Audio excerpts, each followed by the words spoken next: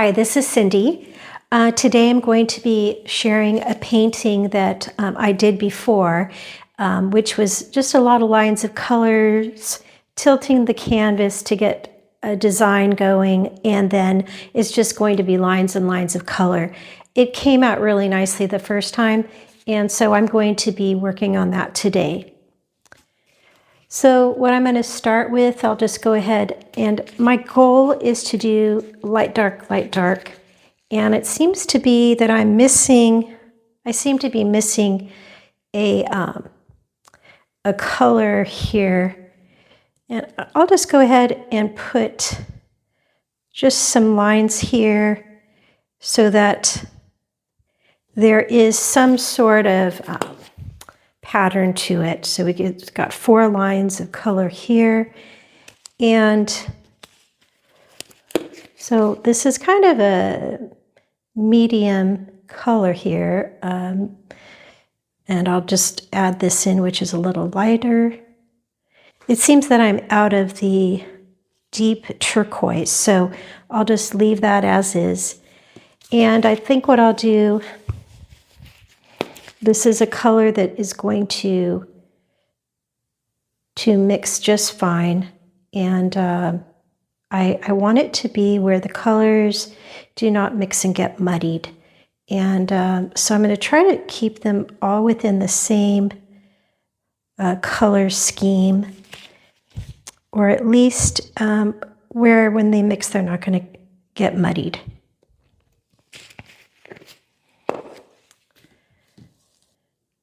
Use the fluorescent green. That should come out nicely.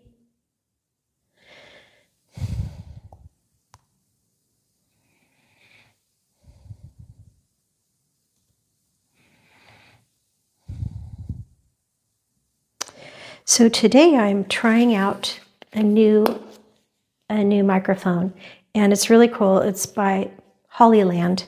I believe it's a Lark A1, and I'm real excited about it because this will help me get much clearer audio. I know my voice is really quiet most of the time, so I think this will help with the audio. I did add a little bit of reverb because I don't want it to sound like I'm in a closet or 2 inches from your face. So I think the reverb might help with that. All right, so as I use these colors, I'm going to just set them aside so that I know I've already used these. Let's go to the next color. I do have fluorescent yellow. I'm going to add that in at the top. And I know I was not this consistent with the first painting I did. All I know, and I really didn't keep a record of everything, but I did use just lines and lines and lines of color. So today is Monday. I hope you had a good weekend. Okay, so I think what I'll do at this point is put in white. White is a good divider so that the colors are less likely to mix and get muddied when you're transitioning to a different, from between warms and cools.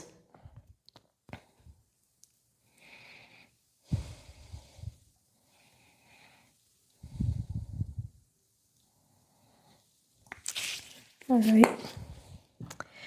Okay, so I've already done this one. I think what we can do now is I'm going to go with the red and orange color scheme. Oops, wait a second. Wrong way. Okay, I'm going to go here.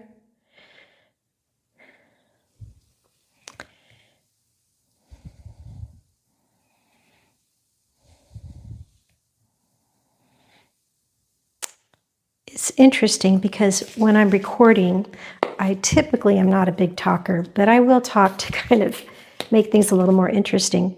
Okay, so sometimes I look back at the recording and I start to edit out all the chatter because I'm like, oh man, I just going off track here. It's interesting. This looks very close to the red as I'm watching it right now. This is the Vermillion. And we're going to go to the orange.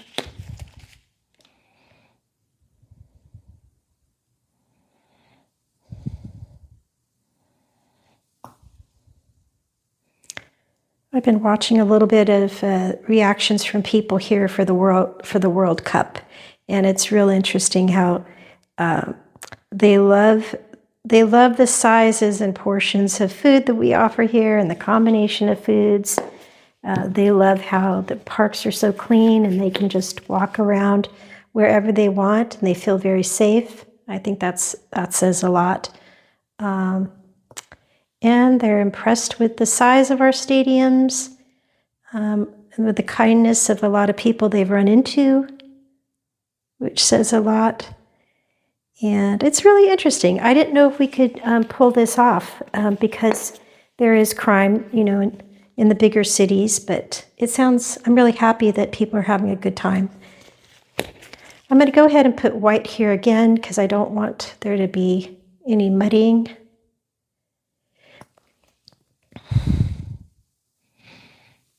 Yeah, and then we've got the Olympics coming up very soon. Well, soon enough. I think it's in 2028. Okay, so from there, I think I'm going to go with the blues. Actually, this is kind of a purple blue. Actually, it's difficult. When it dries, it looks like navy. And I need to do a little more studying on how to mix colors, because I think what I had here is I mixed purple and red to get the blue, but that did not turn out the way I was hoping.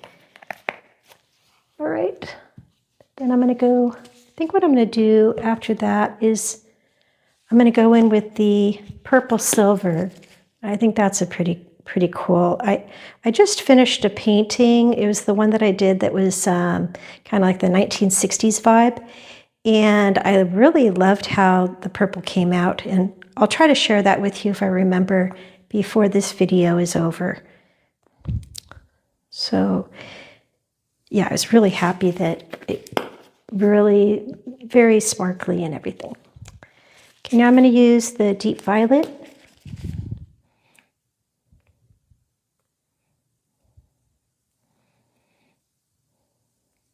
So if you have time and you'd like to share, let me know what sort of hobbies you have.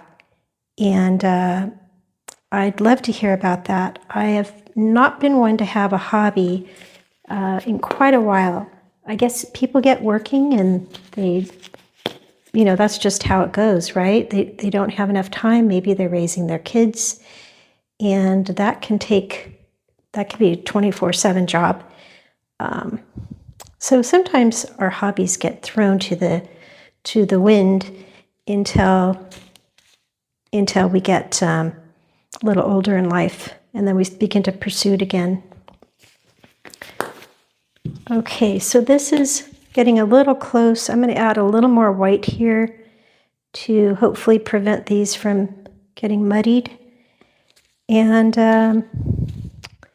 let's see, as far as the yellow, okay, that was white. I'm going to put some white here too, so there's sufficient paint to go over the edge. Okay, that didn't turn out perfect. All right, now what I'll do is, I've got the purples, done that. I've done the oranges and reds. Okay, the only ones I have not done is the Fluorescent Blue and the Cerulean Blue. And I think that'll work fine here. That should mix with no issue. And I think what I'll do, I may go ahead and put some of this here too, because the goal is to have the colors pretty much throughout the painting. Okay, and here I've got the Cerulean Blue, just very close in color.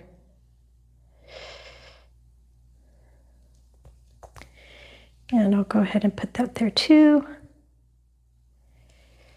And put some here. It's getting a little messy, but that's okay. I've got a big strip here, and I think what I'll do, I want to put white here.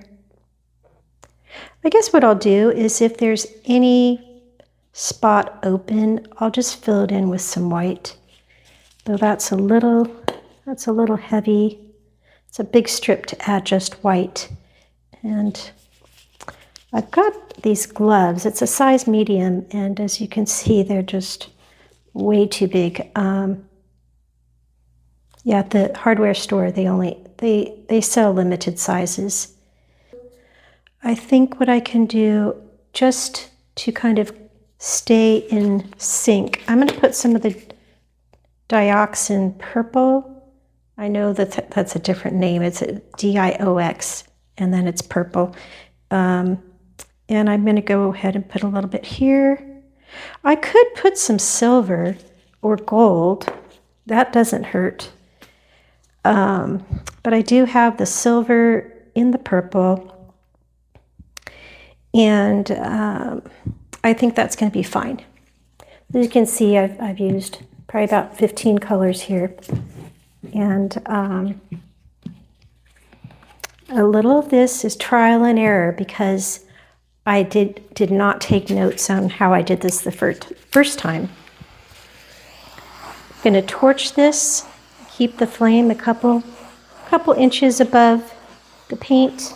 Got some dry paint here, I'll pick that up. And let's see if there's anything else that I should be interested in or concerned with. Let's see.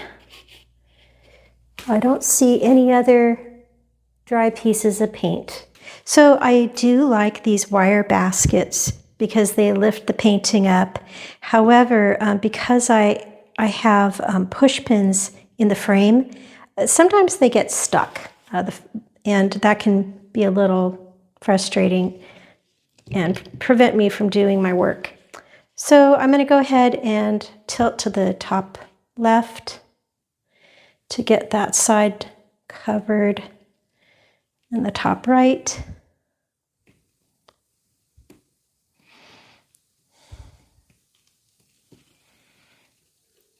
Okay, then I'll bring this to the side.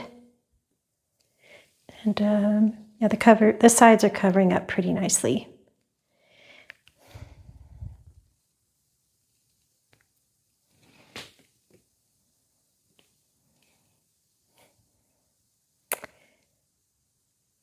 Okay, now I hope that you don't hear me every breath that I take.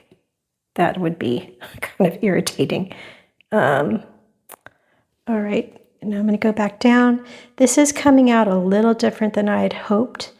And I was hoping for like hundreds of lines, but that's okay. I mean, every painting can be different. And let's see. I do like the orange, the fluorescent orange. I think that looks pretty. And I'm going to take it off to the lower left and then to the lower right.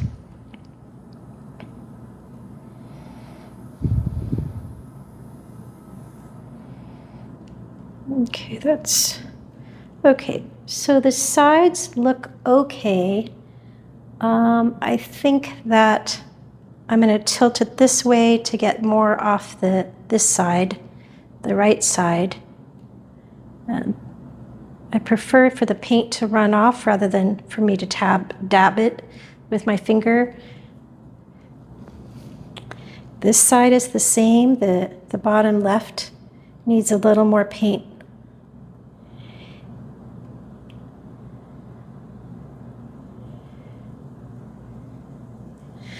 Okay.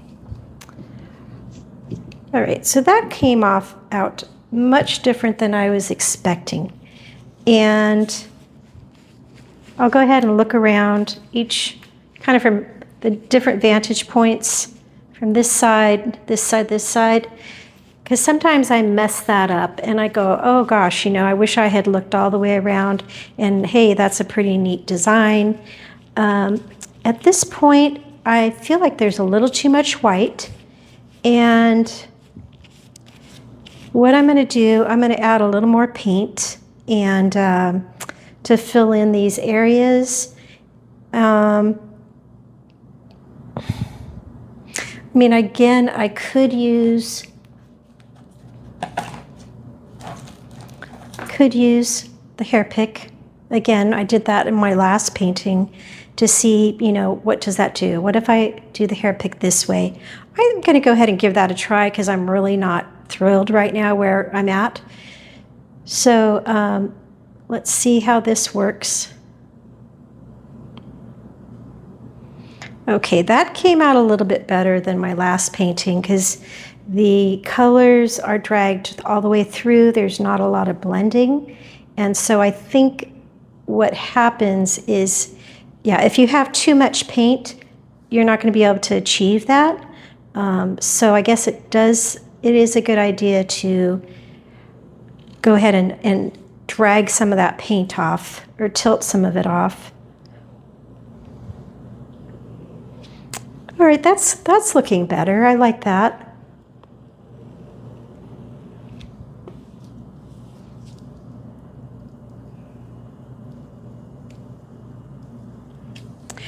Okay, hey, I'm feeling pretty good about that.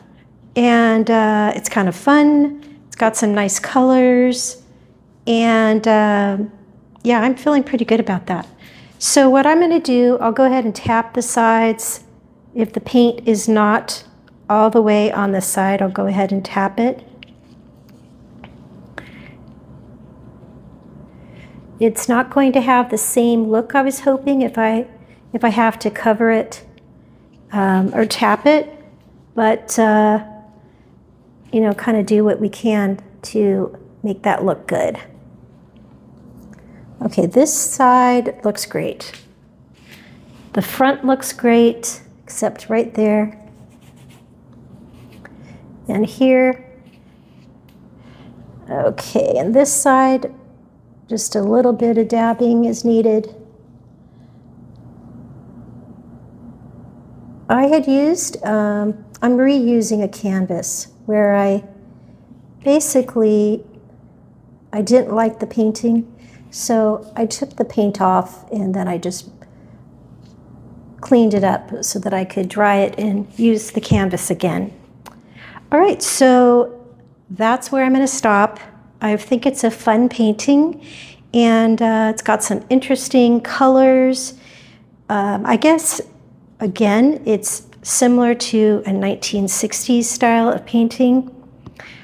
I'm going to clean the paint off the lower part of the canvas, I guess it would be called the frame, and just to make sure that that paint doesn't dry and leave a bunch of dry drips.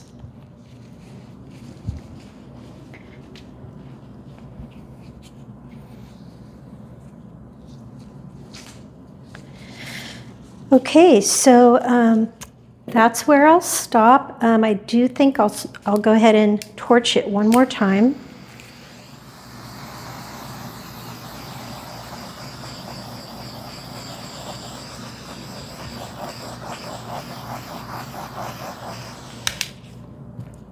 I'm going to kind of pound it a little bit to make sure that any other bubbles just surface so that I don't have white bubbles appearing. Okay, how's that look?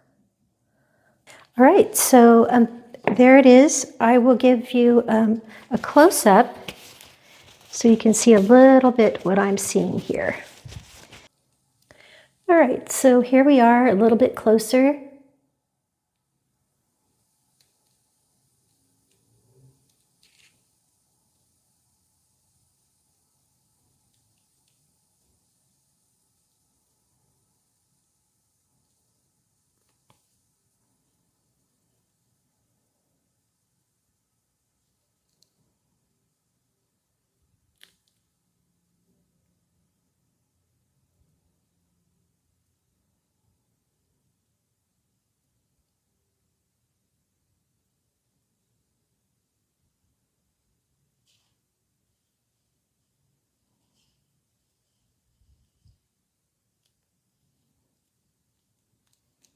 Okay, well, thank you again for joining me. I hope you have a great day.